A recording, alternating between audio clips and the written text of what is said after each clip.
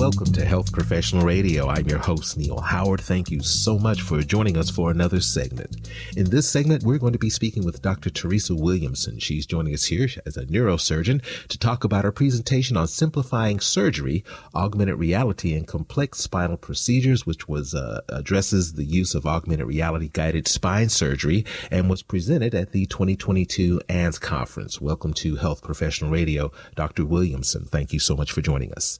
Thanks for having me. Well, as a neurosurgeon, give us a brief look into your professional background, and then let's talk about this information that you presented at AANS 2022.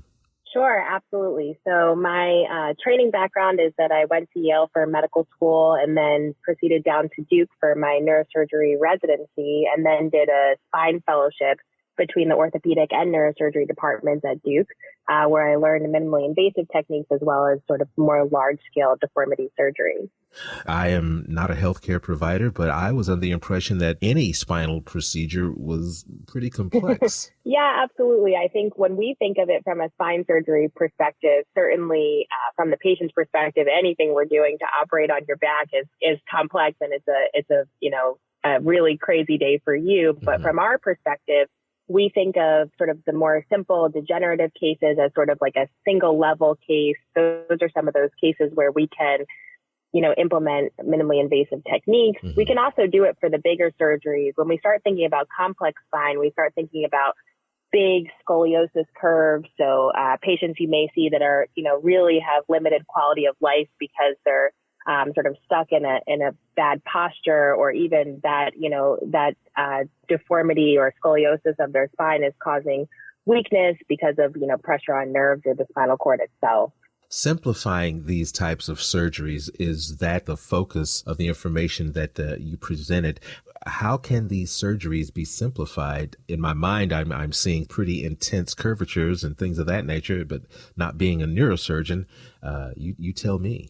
What you want to do in those surgeries is you want to be as safe and as efficient as possible. Often patients that, have developed this type of a degenerative disease, it's a lifetime. And so in that process, they've also developed other diseases and other comorbidities that make surgery not always the, safest thing. And you don't necessarily want a patient sitting on the table for 8 hours or losing a lot of blood. And so the way that you can simplify things is by really great planning, by really having a clear surgical plan. And, that's where I talked about at the AANS, the augmented reality world, because of the fact that it can help you with the anatomic plan. It can help you to move efficiently and quickly through your navigation so that, exactly like you said, when you're imagining these really complex rotations, you have a view of that anatomy in real time and are integrating your imaging with your anatomy just to make it more simple and more efficient for the surgeon, but ultimately it's for the patient.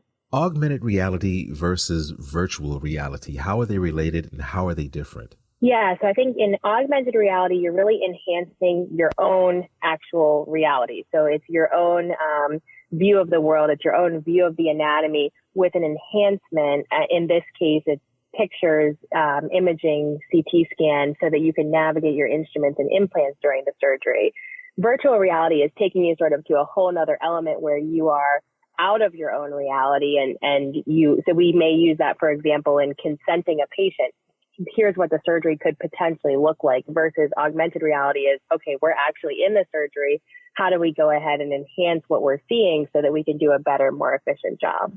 So efficiency is the reason that we use augmented reality, just the efficiency, or that goes with the planning, right? It's not just a procedure that it's used in, it's used throughout the patient journey. That's right. So I think that, some of the examples of reasons I would use it are challenging anatomy, difficult angles to reach, and then efficiency being exactly what you said, planning and being able to execute in a really accurate way very quickly.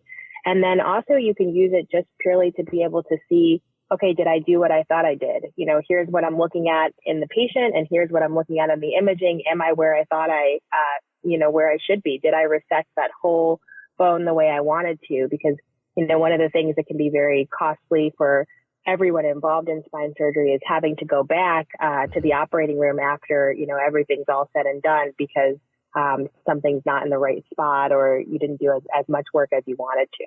Who is a good candidate for this type of technique? Is having to go back normally the result of the candidate and their condition, or because of the procedure itself, or is it a combination of those two when it comes to that type of statistic? I think it's a combination of the two typically. I would say that, you could really use this technique in any type of surgery, but the indications that I've found it to be particularly useful are when there's a challenging anatomy, there's a twist or a turn, there's a larger patient where you're going to have a difficult time with traditional X-ray, where, there's a patient who's quite sick where, I have to do a lot of work and I really want to be able to do this, quickly and stepwise. I don't necessarily think for every surgery where you're doing, fusing, for example, L4 to L5, you need to use this technology. But I do think for those cases where there's a lot going on in the operating room, and there's an anatomy that's going to make things a little bit challenging, that this can be a really nice way to sort of give you that additional edge. It's not doing the surgery for you. It's not a robot, but it is just helping you get that edge to be a little bit more accurate and efficient. Is this something that can be implemented after a patient has undergone traditional or go-to surgical procedures, or is this something that can only be used when it's a patient's first surgery?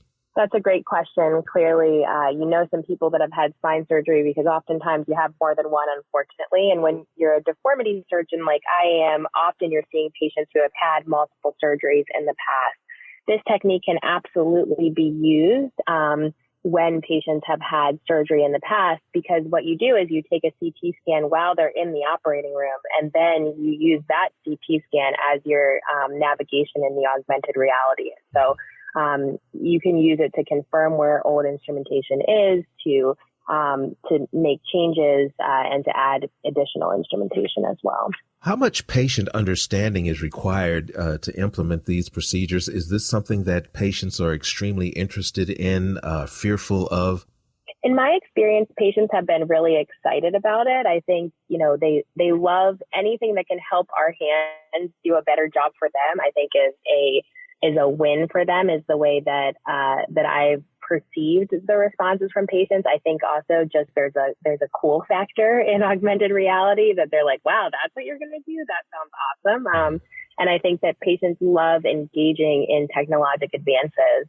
I think from the surgeon side, and I do a lot of communications research in addition to my spine surgery work, and I think from the surgeon side, it is really important to present this to the patient as an exciting opportunity, but also a new opportunity, an opportunity where we're still working on workflow, where we have to, make sure that we're being responsible about how we're incorporating new technologies into our operating room, because there are a lot of options on how to do that. I think this one I particularly like because it's just enhancing what we already do. It's not substituting for what we do. Give us a website where our listeners can learn more. They can learn more at massgeneral.org. massgeneral.org. I appreciate you joining us here on Health Professional Radio. Dr. Williamson, it's been a pleasure speaking with you. Thank you so much for lending us some of your time. You too. Thank you. You've been listening to Health Professional Radio. I'm your host, Neil Howard, in conversation with Dr. Theresa Williamson. Audio copies of this program are available at hpr.fm and healthprofessionalradio.com.au. You can also subscribe to the podcast on iTunes. Listen in, download at SoundCloud, and be sure and subscribe to our YouTube channel at youtube.com/Health Professional Radio.